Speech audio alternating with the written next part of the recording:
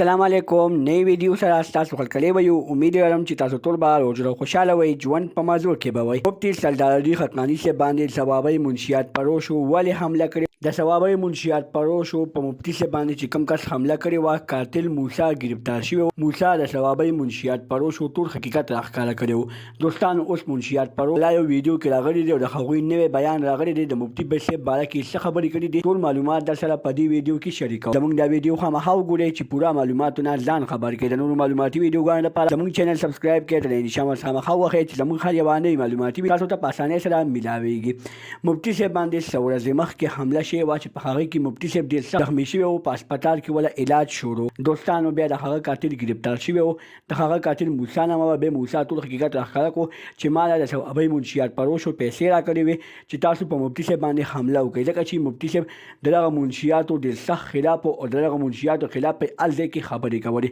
چې کله ثوابي منشیات پروشو ته پته ولګېده چې قاتل خو ټول حقیقت راښکاره کړو نو ثوابي منشیات پروشو په لا یو ویډیو کې راغلل او ټول بیان یې راښکاره کړو وویل چې دا مونږ نه دي کړي قاتل ذهني بیمار دی هر څوک یادولی شي اوس یې په مونږ باندې اعتبار نه دی کړی تاسو په اعتبار مه کوئ ځکه چې دوی وایي چې دا د ذهني بیمار دی ذهني بیمار ته داسې څنګه یاد شول چې مونږ دله پیسې ورکړې دله مونږ څومره پیسې ورکړي دي تاسو ترېنه دا تپوس وکړئ دوستانو چې کله د قاتل نه تپوس وشو چې تا د هغوی څومره پیسې درکړي نو هغه ویلې ما پیسې نه دي شمارلې دا به زموږ نوې معلوماتي ویډیو د نورو معلوماتي ویډیوګانو لپاره زموږ چینل سبسکرایب کړئ د نشان ورڅخه مخه ووهئ چې زموږ هر یوه نوې معلوماتي ویډیو تاسو ته په اسانۍ سره میلاویږي والسلام